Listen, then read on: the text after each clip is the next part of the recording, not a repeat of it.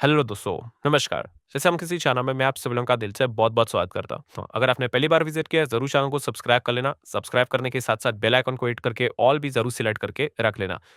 सो ठीक है दोस्तों, अभी हम लोग आ चुके हैं बिल्कुल हमारे नॉर्मल स्क्रीन के ऊपर एंड यस दोस्तों, यहाँ पे हम लोग एक इंपॉर्टेंट टॉपिक के बारे में यहाँ पे बात करने वाले, जो कि हर कोई देखा गया तो कल भी परसों भी जितने भी अभी डेली हम लोग वीडियोस तो यहाँ पे कवर करते ही है। तो कमेंट सेक्शन में तो इससे रिलेटेड चीज़ों को यहाँ पे पूछा ही जाता है। तो चलो इसी सारी चीज़ों को कंपाइल करके एक वीडियो बनाने की मैं कोशिश यहाँ पे कर रहा हूँ, तो आप चाहो तो भी फर्दर स्टडी कर सकते हो। सो हर कोई पूछ रहा है, सर क्या मार्केट में क्या कोई बड़ा क्रैश यहाँ पे आने वाला है? क्या बाजार यहाँ पे जोरदार तरीके से यहाँ पे गिरने वाला है? ठीक है, अभी ऐसा वो क्यों पूछ रहे हैं? उसके पीछे का रीज़न क्या है, लॉजिक क्या है, तो वो मैं आपको बताने की कोशिश यहाँ पे करने वाला हूँ। देखिए, अगर देखा गया तो चीज़ें 2 हिस्सों में डिवाइडेड है। एक होता है इंटरनल रीज़न, दूसरा होता है क्या?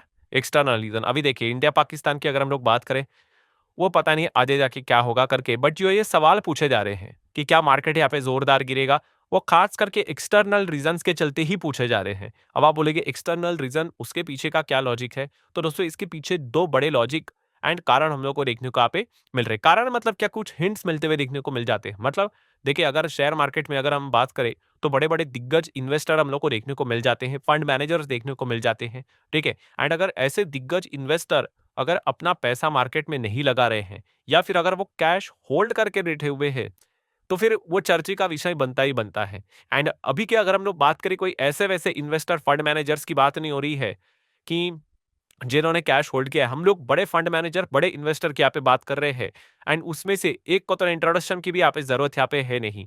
ठीक है, सो किन की बात हो रही है दोस्तों? तो पहला तो अगर हम लोग यहाँ पे बात करें, तो इनकी बात यहाँ पे हो रही है। सो इनका नाम क्या है दोस्तों? तो इसके ऊपर भी मैंने यहाँ पे वीडियो बनाकर आपको यहाँ पे बताया था। इनका पूरा नाम आप यहाँ पे पढ़ सकते हो, बट इनको शॉर्ट फॉर्म मार्क मोबिस के नाम से यहाँ पे जाना जाता है। सो मार्क मोबिस की अगर हम लोग यहाँ पे बात करें, तो हम यहाँ पे कह सकते हैं ये इमर्जिंग मार्केट के फंड मैनेजर एंड उसी के साथ साथ फाउंडर भी देखने को मिल जाते हैं। मोबिस कैपिटल पार्टनर एलएलटी की अगर हम लोग यहाँ पे बात करें, तो एंड इनको जो पहचान यहाँ पे मिली थी मार्क मोबिस की, अगर हम लोग बात करें किस चीज को लेकर इनको पहचान मिली थी, यस, इन्होंने फाइनेंशियल क्राइसिस, कौन सा, जो 2008 की जो मंदी हम लोग को देखने को मिली थी ना, उन्होंने पहले ही ये प्रेडिक्ट किया था कि वर्ल्ड वाइड फाइनेंशियल क्राइसिस देखने को यहाँ पे मिलने वाला है। ये अभी की बात नहीं है, पुरानी बात यहाँ पे मैं बता रहा हूँ। एंड तभी जो ये फंड मैनेजर है, तो उन्होंने क्या किया था, अपना जो पैसा है और अपने जितने भी जो क्लाइंट्स रहता है, उनका पैसा कैश में होल्ड करके रखा था। क्यों? क्योंकि उन्होंने बताया था कि बहुत बड़ी गिरावट आने वाली है, बहुत बड़ा फाइनेंशियल क्राइसिस देखने को मिल सकता है। 7-8 के आसपास उन्होंने ये बात बताई थी।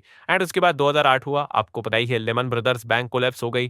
देन 2009 में हमारे मार्केट में मंदी बहुत बुरी तरह पे सारी चीजें स्टार्ट हुई, पूरे ग्लोबल लेवल पे बहुत बुरी तरीके से हम लोग को रिसेशन मंदी देखने को यहाँ पे मिली थी। तो उसके बाद मार्क मोबिस का नाम हम लोग को काफी अच्छी तरीके से देखने को यहाँ पे मिला था। सो ऑब्वियसली मार्क मोबिस की अगर हम लोग यहाँ पे बात करें, तो बताने का मकसद क्या है कि इतिहास में उन्होंने इस प्रकार की चीजें यहाँ पे बोली थी, और तभी उन्होंने कैश यहाँ पे होल्ड किया था। एंड उसके बाद 2008 का बड़ा क्रैश हम लोग को देखने को मिल रहा था। अभी सिमिलर वे, अभी भी वो इसी प्रकार की चीजें वापस लेकर यहाँ पे आ चुके हैं। मतलब देखिए, उनका अपना खुद का फंड चलता है, और वहां पे आप देख सकते हैं मार्क मोविस की अगर हम लोग बात करें, उन्होंने बताया कि उनका फंड 95% कैश होल्ड कर कर बैठा हुआ है। उन्होंने निवेश नहीं किया है। उन्होंने बोला कि हम लोग अपॉर्चुनिटी का देर मतलब इंतजार करेंगे, एंड इसीलिए 95% कैश में है। और इसके पीछे का रीजन क्या है?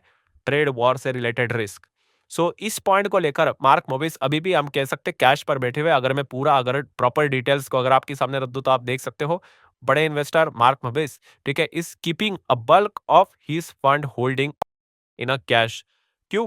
तो उन्होंने यहाँ पे बताया कि फिलहाल मार्केट में ट्रेड रिलेटेड हेवी अनसर्टिनिटीज हम लोग को देखने को यहाँ पे मिल रही है। एंड उन्होंने ये भी प्रेडिक्ट करने की कोशिश की, इट माइट बी आने वाले नेक्स्ट 5-6 महीने तक इसी प्रकार के हम लोग को चीजें देखने को यहाँ पे मिल सकते हैं। तो इसीलिए उन्होंने क्या किया, अपने जो पैसे हैं वो फिलहाल तो कैश में होल्ड करके यहाँ पे रखे हुए हैं। सो ऑब्वियसली ब्लूमबर्ग को इंटरव्यू देते वक्त उन्होंने ये बात यहाँ पे बोली थी, ऑलमोस्ट 95% के आसपास कैश। एंड उन्होंने ये भी कहा था, कैश मतलब कि ऑब्वियसली इन्वेस्ट करने के लिए वो पैसा रखते, तो उन्होंने ये भी कहा है कि कैश रखा है and be ready to move when the time is right. तो उन्होंने बोला हम सही टाइम का इंतजार करेंगे और फिर पैसा इन्वेस्ट करेंगे। ठीक है, तो अकॉर्डिंग टू हिम, उनको ऐसा लगता है कि ये टाइम बिल्कुल भी यहाँ पे सही है नहीं, क्योंकि फिलहाल जिस प्रकार की चीजें हम लोग को देखने को यहाँ पे मिल रही है, काफी अनसर्टेनिटी के चलते माहौल खराब भी यहाँ पे हो सकता है। दैन अगर हम लोग बात करें, तो मार्क मोबिस इमर्जिंग मार्केट को लेकर भी उन्होंने बात की, जहाँ पे इंडिया की बात उन्होंने यहाँ पे की थी, और उन्होंने बताया था कि करंट सिनेरियो में इंडिया क्वाइटली अच्छा कर सकता है, बट आगे देख सकते हो दोस्तों, उन्होंने बट भी लगाया है। उन्होंने क्या बोला, करंट सिनेरियो में इंडिया अच्छा कर सकता है, बट हमें देखना पड़ेगा कि इंडिया जो ये फिलहाल की जो चीजें यहाँ पे चल रही है उसमें कैसे मतलब डील करता है। मतलब आपको पता ही है भाई, ट्रंप ने टैरिफ टैरिफ खेलना स्टार्ट किया है, तो उन्होंने ये भी बोला है कि मैं टैरिफ हटा दूंगा, बट आपको निगोशिएशंस करने पड़ेंगे।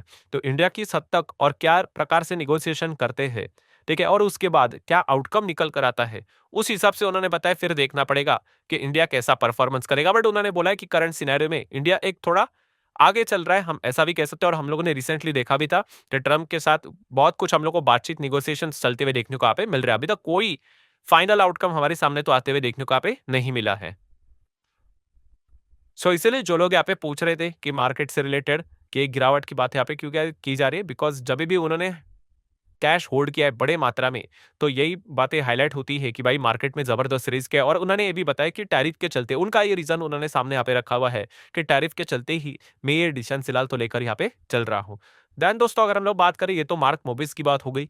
देन सेकेंड व्यक्ति जिनको कोई इंट्रोडक्शन की जरूरत नहीं भाई, वॉरेन बफे जी। यस, वॉरेन बफे जी की भी अगर हम लोग यहाँ पे बात करें तो आप सभी लोगों को बताइए, बर्कशायर हैथवे जो उनकी कंपनी हम लोग को देखने को मिल जाती है, सो वो भी रिकॉर्ड कैश पर बैठी हुई है, 347.7 बिलियन डॉलर। यस, रिसेंटली भी जो क्वार्टर वन का जो डेटा आया था, वहां पे क्वार्टर वन रहता है क्योंकि कैलेंडर ईयर के हिसाब से जैन फेब मार्च के हिसाब से अप्रैल में जो डेटा आया था, तो क्वार्टर वन में आप देख सकते 347 बिलियन डॉलर के आसपास उन्होंने क्या किया है, कैश होल्ड करके यहाँ पे रखा हुआ है। और इसके पीछे का रीजन भी उन्होंने क्या बताया है, आप देख सकते हैं रीजन, टैरिफ अनसर्टिनिटीज। मतलब मार्क मोबिस की बात कर ले या फिर वॉरेन बफे जी की बात कर ले, ठीक है, मतलब वर्षा है थे अभी उसी के वो सीईओ थे, अभी तो वो स्टेप डाउन होते हुए देखने को यहाँ पे मिल रहे हैं, रिटायर होते हुए देखने को मिल रहे हैं।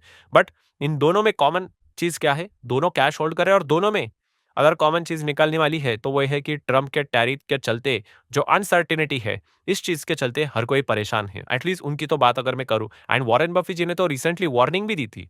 उन्होंने इतने कठोर शब्द इस्तेमाल किए थे, उन्होंने बोला था कि we wouldn't bet on a currency going to hello.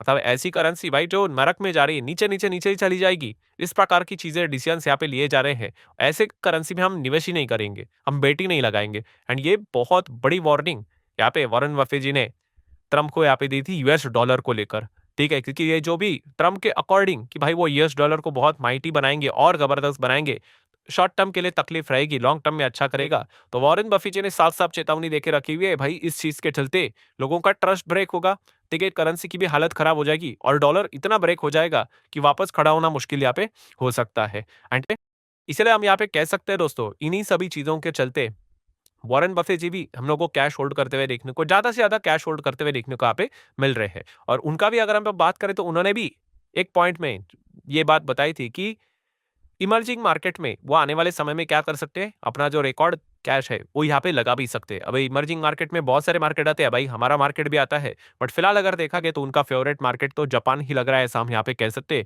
क्योंकि रिसेंटली उन्होंने 5 जापानीज कंपनीज के स्टॉक्स अपने पोर्टफोलियो में ऐड किए थे, कुछ में तो अपना एक्सपोजर भी यहाँ पे बढ़ा दिया था। एंड रिसेंटली जब डॉलर को लेकर भी उन्होंने वार्निंग दिया था, तब उन्होंने ये भी कहा था कि येन का परफॉर्मेंस, येन मतलब जापानीज येन की हम बात करें, उनके करेंसी को, जापान के करेंसी को जापानीज येन बोलते हैं, तो वो अच्छा यहाँ पे कर सकता है। तो हम स्पेसिफिकली ऐसा बोल भी सकते हैं, जो जो वॉरेन बफे जी ने बात बोली है, तो उनका जो कॉन्फिडेंस है वो ट्रम्प के रवैये के चलते डॉलर के ऊपर काफी कम हो रहा है, एंड जापानीज येन के ऊपर एंड जापान के इन्वेस्टमेंट के ऊपर उनका भरोसा लगातार बढ़ते हुए देखने को यहाँ पे मिल रहा है। हमें ऐसा भी कह सकते थे कि करेंसी एप्रिशिएट होगी तो आपके इन्वेस्टमेंट को और एक्स्ट्रा बेनिफिट भी जरूर होते हुए देखने को यहाँ पे मिल जाता है। सो इसी चीजों के चलते कंक्लूजन क्या है दोस्तों, कि ये 2 पॉइंट्स हम लोग को जो देखने को यहाँ पे मिल रहे हैं, इसी चीज के चलते यहाँ पे वो कैश होल्ड करते हुए देखने को मिल रहा है। और चर्चा यहाँ पे हो रही क्या क्या बड़ा कोई क्रैश आएगा या नहीं आएगा, ठीक है। तो जो आप लोग पूछ रहे थे सवाल, उसी से रिलेटेड ये वीडियो मैंने कवर यहाँ पे किया है। तो आपका फोकस कहाँ पे होना चाहिए, यस, ट्रम्प के टैरिफ के ऊपर ही